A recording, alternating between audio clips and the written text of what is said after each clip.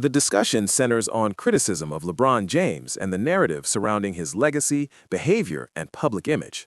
Multiple viewers highlight what they believe are contradictions between LeBron's words and actions, particularly his repeated claims that he would never disrespect the game. Several commenters argue that constantly stating respect for the game is unnecessary if actions already prove it. They believe true commitment is shown through behavior, sacrifice, accountability, and leadership, not repeated public declarations.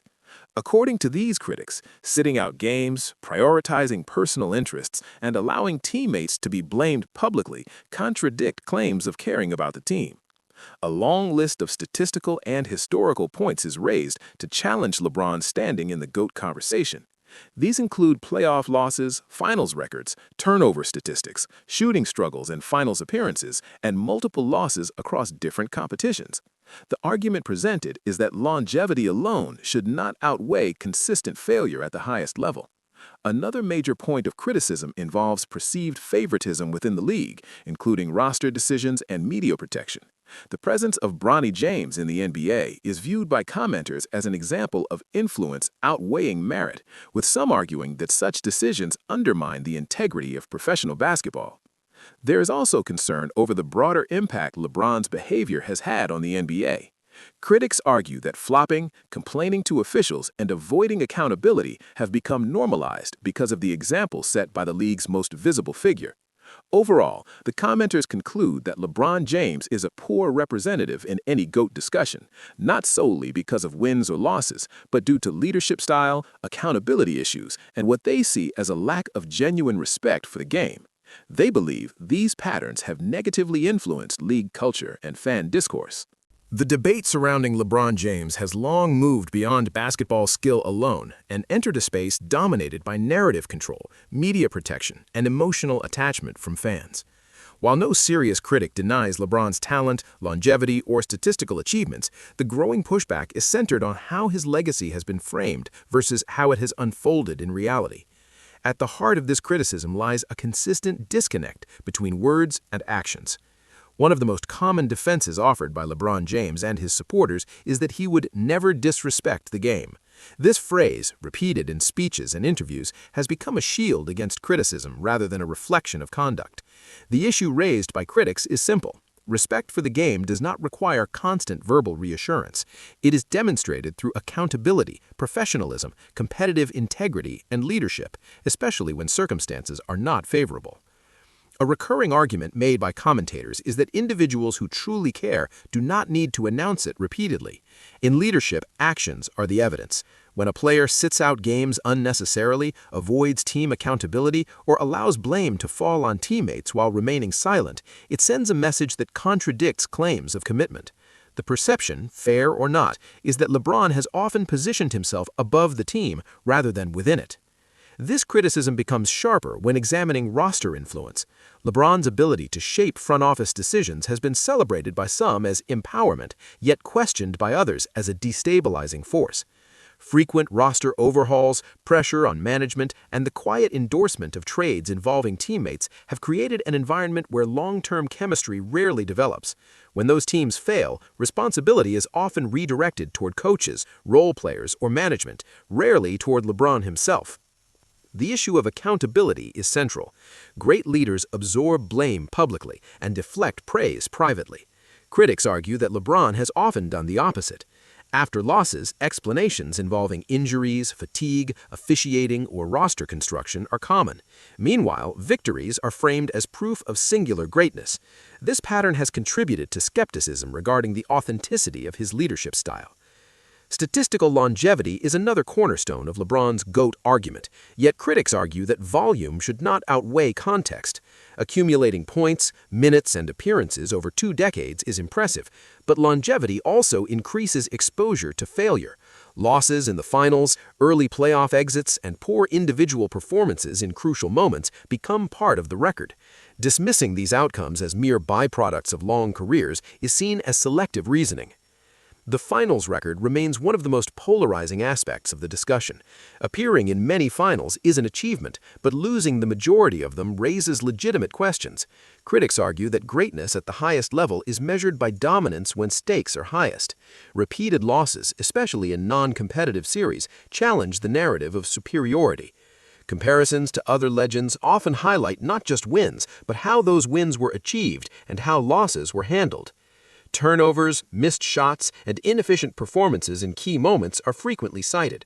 While all players have bad games, critics argue that LeBron's mistakes are often excused or reframed, whereas other stars are judged harshly for similar failures. This double standard fuels resentment and pushes neutral observers toward skepticism. Another point of contention is LeBron's relationship with the media. For much of his career, he has benefited from overwhelmingly favorable coverage. Failures are softened, narratives are redirected, and criticism is often labeled as hate rather than analysis. This media environment has contributed to what critics describe as an artificial elevation of legacy, where perception matters more than performance. The presence of LeBron James Jr., Bronny, in the NBA has intensified concerns about influence versus merit. While many athletes benefit from family connections, critics argue that the scale and visibility of this situation make it different. When a player enters the league despite limited readiness, it raises questions about fairness, competitive integrity, and precedent. For a league that markets itself as merit-based, this situation is viewed as damaging. This issue is not merely about one player's son. It represents a broader concern that power and branding can override standards. If opportunities are distributed based on influence rather than performance, the credibility of the league suffers. Fans who value competition and fairness see this as a fundamental betrayal of the sport. Beyond individual decisions, critics argue that LeBron's influence has reshaped NBA culture in unhealthy ways.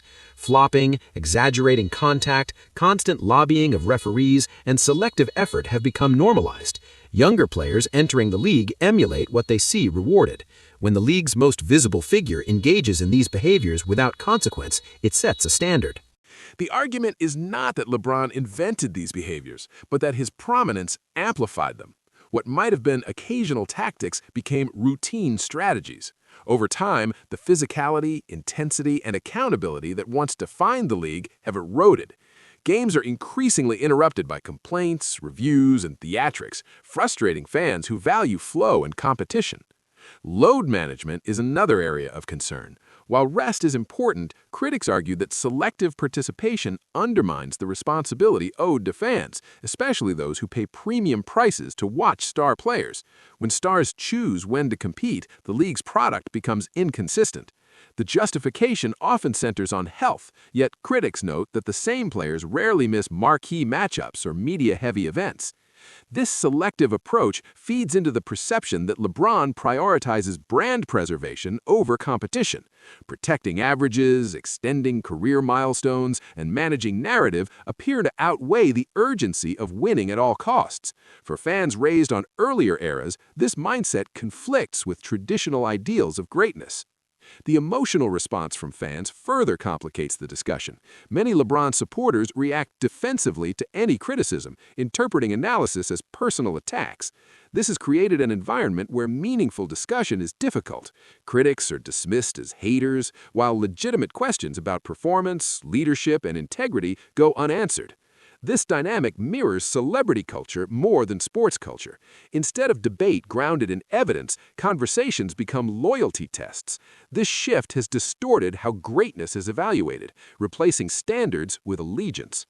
Another recurring theme is LeBron's habit of framing himself as a victim of circumstance. Whether discussing team quality, injuries, or league politics, there is often an implication that external forces have limited his success. Critics argued that true greatness transcends circumstance. Legends adapt, overcome, and impose their will, regardless of obstacles. Comparisons to past greats frequently highlight this difference.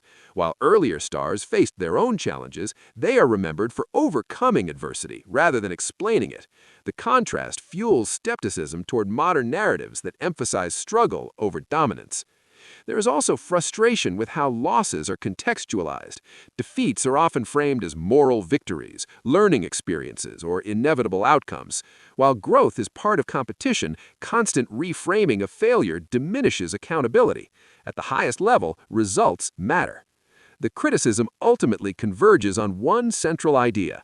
LeBron James may be one of the most talented players ever, but talent alone does not define greatness. Leadership, accountability, integrity, and respect for the game are equally important. When these elements are perceived as lacking, the GOAT narrative becomes difficult to accept. This does not mean LeBron's career lacks value or significance. It means that elevating him above all others requires ignoring or minimizing flaws that would disqualify others from similar praise. For many critics, this inconsistency is unacceptable. The broader impact on the league cannot be ignored. When stars are insulated from criticism, standards erode. When narratives replace results, competition loses meaning. When influence outweighs merit, credibility declines. These concerns extend beyond LeBron James as an individual and speak to the direction of professional basketball as a whole. In conclusion, the criticism surrounding LeBron James is not rooted in jealousy or hatred. It is rooted in a demand for consistency, accountability, and honesty. Fans who challenge the narrative are not denying greatness. They are questioning whether greatness has been properly defined. If greatness requires constant explanation, protection, and justification, then perhaps the definition itself has changed. And if that is the case, the conversation is no longer about one player, but about what the game values and what it has lost along the way.